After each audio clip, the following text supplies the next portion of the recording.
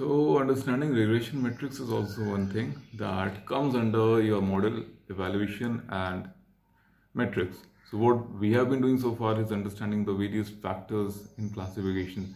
Classification is vast in itself, but there's few things we must also know in what is there in regression. So why not discuss them now? There's a lot to discuss in classification that will come up eventually. We have to talk about cross-validation. We need to talk about what do we need to talk about? We need to talk about cross-validation. We need to talk about prediction bias. We need to talk about loss values and cost functions. But you see that I'll come up that will come up in the upcoming videos. What is this video is about? This video is about all about regression metrics. So what are the various regression metrics? The major ones, the major regression metrics, and what do they signify? That's it. So let's dive in. Let me share my screen. And one request, please hit the subscribe button. That would help me. So these are the regression metrics. We have mean square error, we have root mean square error, we have mean absolute error, we have R square, adjusted R square. Let me get the pointer. Here we are. So what is regression? The very basic idea you already know, but just to repeat it, the core idea of the concept. So you have the set of points x, right? You have x points, then you x versus y, and you find the best representative line of those set of points. That is the regression. Yeah. So however, that is not always the perfect, or how perfect it is measured based on the error. The minimal the error, the better representative the line is, or better generic the line is. So the first error is mean square error. What is mean square error? Mean square error is about, you have the line, you have the real data points, this is the plotted or the estimated line, and these are the real points. What you do is take the difference. You take the difference of the real points from the estimated line, and that would fetch out the mean square error. Basically what is 0.1, 0.2, 0.3, 0.4. The difference of 0.1 from the line, the perpendicular distance, take the distance, square it up, repeat the same for all the points, add them up, and that is mean square error. If you perform a square root of all the sum obtained, that is the root mean square error. If you do not bother to square it up, you're just concerned with the absolute differences of the points from the plot of the estimated regression line, that is mean absolute error. So these are one class or one type of regression errors. But what is the next type? The next type is R square. What is R square? R square is basically, this is your model regression line, and how much does the variable, how much do the variable explain the model, right? How much do the variable explain the variance of the data? That is R square. What is adjusted R square? It is the effort to combat overfitting. That is a brief overview. Now let us get into a bit deeper understanding. What is it? Mean square error. Nice. So what does it help? You saw the square it had a square term, right? It has a square term. So what is the pro? It is differentiable. Obviously, squares are easily differentiable, so which means it is always optimizable. And you see the square difference is always a good indicator of the model. Obviously, square difference is always a good indicator of a model, and yeah, that's it. And the best part is it can, but the worst part is it penalizes a small error which might lead to overestimation of how bad its model is. So even if there's a small error, it would penalize it, and that would lead to bad estimation. So this one is usually basically majorly used. So what is root mean square error? You basically, this is particularly used when you do not want any large error to get into your model. So if there is any large error, it would penalize heavily. So is the case with this.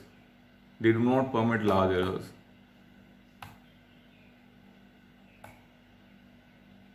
And the benefit of root mean square is the unit of the error term is same as the target variable unit. So that's the benefit. But when coming to mean absolute error, this term is absolute. This particular question is always asked. So which one of the three is robust to outliers? So that is mean absolute errors. Why? Because it does not penalize extremely as the MAC or RMAC do for an outlier value. If there's an outlier value, it would be the absolute difference. That's it. No squaring, nothing. So just imagine if it's an outlier, it would already have a huge difference. Right? If it's an outlier, it would already have a huge difference from the estimated line, and if you end up squaring that particular difference, that would be huge. So that what MAE used for. If you have outliers in your data set and you don't want to, you just want a model which is robust to it, use mean absolute error.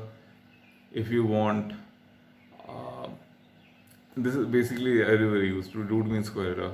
So error term is always equal to is in the same units of the target variable, more interpretable, better to use, and the values are not large enough. So MAC, the values are huge. So that is not very much, that is not interpretable at all.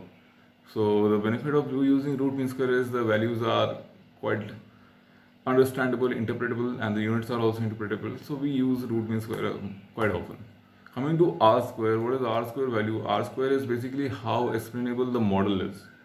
So if you have a model, right? If you have a model, you have a set of features. So you have feature 1, feature 2, feature 3, feature 4, and feature n. Based on the features, you developed a regression model. So how explainable the features are, in how good they explain the variance of the data, that is all about R square score. That is all about R square score. Nice. So we have understood that this is all about model explainability. So if it is, then the range of the values would lie between 0 to 1. This is the formula, have a look at it. Basically sum of square residual sum of square total 1 minus something something, and you would understand the formula once you understand the significance of this. Basically that's it. You just read about R square a bit, you'll understand. But what does R square mean? R square is all about model explainability. You have set of features over there, and your target.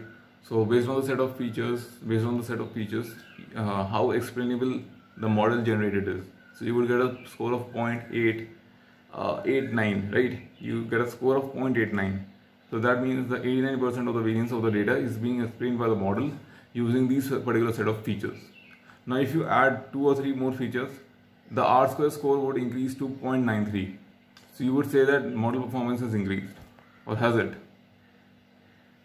The point is, you had 0.89 score, you added 2 or 3 features more for the model generation, for the model making process, and you ended up with a score which is 0.03 better.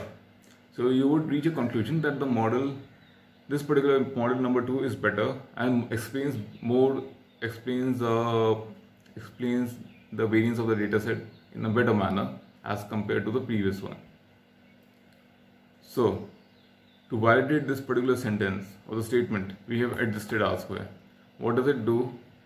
That tells you the percentage of the variables which the independent variables which are explained by the independent variables, right?